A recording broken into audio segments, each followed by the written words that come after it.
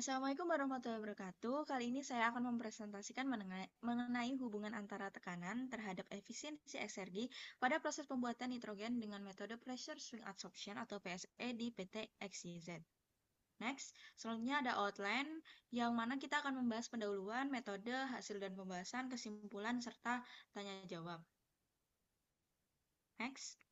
Yang pertama pendahuluan. Nah, nitrogen sendiri merupakan suatu produk yang sangat penting untuk berbagai industri seperti pupuk, makanan, kesehatan, serta manufaktur. Sebenarnya pembuatan nitrogen ini ada beberapa macam seperti metode cryogenik atau metode membran. Tapi di sini kita memilih metode PSA yang mana karena lebih efisien dan ekonomis untuk produksi nitrogen. Nah, metode PSA ini menggunakan CMS atau carbon molecular sieve untuk memisahkan antara O2 dan menghasilkan N2 murni. Nah, pada teori yang dijelaskan, tekanan operasi itu sangat mempengaruhi efisiensi eksergi dan kualitas nitrogen sendiri, yang mana nanti kita akan bahas pada hasil dan pembahasan. Next.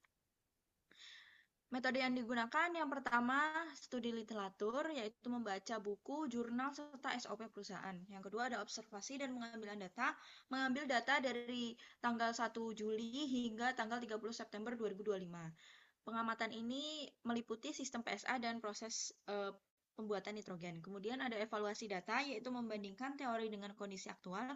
Selanjutnya ada analisis, yaitu mengidentifikasi pola dan hubungan operasional. Yang terakhir ada kesimpulan dan saran. Next. Selanjutnya yaitu hasil dan pembahasan.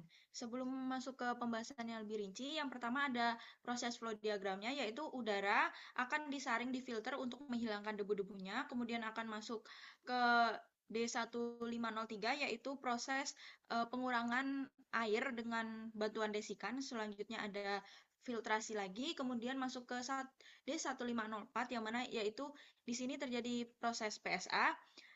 Ketika yang A melakukan yang namanya proses absorpsi, maka yang D1504 akan melakukan regenerasi dengan bantuan nitrogen yang hangat. Next. Kemudian akan masuk lagi ke filtrasi, kemudian masuk ke D1505, yaitu di situ sudah nitrogen sudah jadi, yaitu nitrogennya sudah murni, kemudian akan masuk ke tangki penyimpanan di D1501.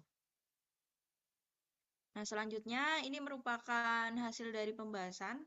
Yang pertama, di gambar 4 yaitu hasil tekanan pada produk di PT XYZ, yang mana kita bisa lihat kalau semakin tinggi tekanannya, maka peningkatan energinya akan semakin tinggi, yang mana ini berkorelasi dengan gambar 5 yaitu hasil efisiensi energi ekserginya yang didapatkan dari tekanan yang didapatkan. Nah, tekanan nitrogen sendiri berkisar 75 sampai 81 PSIG selama Juli sampai September 2025 dengan tekanan tertinggi 81,11 PSIG pada 2 Agustus.